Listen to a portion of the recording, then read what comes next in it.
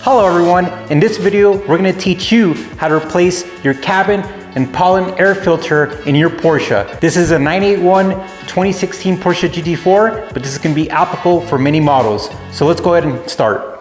So we have both filters necessary. I'm going to put the part numbers and where you can buy them in the description. Our first filter is located in the front.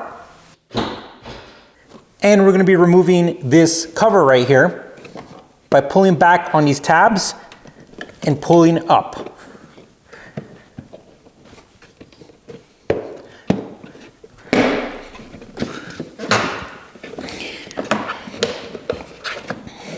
The back tabs are a pain, but if you're gentle, you could reach in here and gently pull out. Here are filters. This has about 15,000 miles and looks pretty good. What I'm going to do is I'm going to match it the same way it came out, and I'm going to put the lettering the same way it was. All right, this is a good time to look in here, make sure there's no debris. If there isn't, if you see right here, there's kind of this small tab that angles down. That's going to be your guiding tab. You're going to go ahead and put your filter with the guiding tab and start pushing down. And it's going to slowly curve itself inside there. And that's it, it's in there. And we're gonna place this back on here by using the guide pins on here and locking it down. And after you've checked everything, let's go ahead and put this plastic piece. A great way to know you're doing it right, if you see the yellow tabs over there, you simply wanna make sure that this goes on top of it, because that's kind of like your guiding points, so it doesn't go underneath it. And that's it, you just kind of make sure it clips in, and close the hood, and you're done with that part. So underneath in the passenger foot area, we're going to be working to get the filter out. So let's go ahead and show you that perspective. Okay, there's going to be 3 screws that we're going to want to get off. They're plastic. And let's get them off. There's one. I'm using a flathead, and they come off pretty easy. So we have 1, 2, and we have one back here.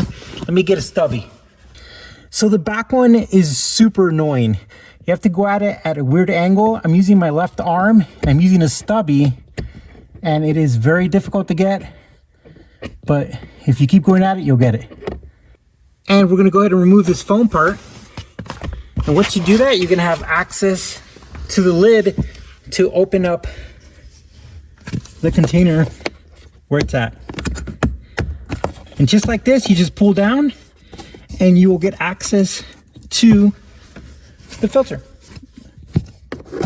All right, I'm using a little tool to pull down on it, and that helped out a lot. And what I'm gonna do is I'm gonna take note of how it came off. Now you kind of gotta squish it out, and it's out. Okay, and we're gonna install the filter, and the lettering with the arrow is gonna be facing the driver's side. So you kind of gotta squish it a little bit because of the angle.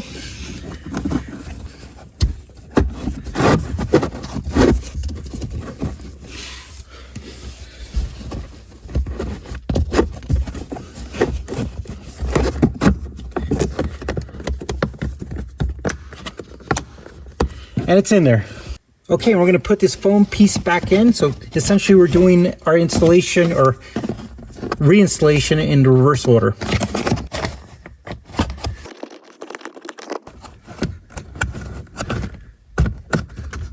And I'm actually able to just tighten it with my fingers, which makes it easier.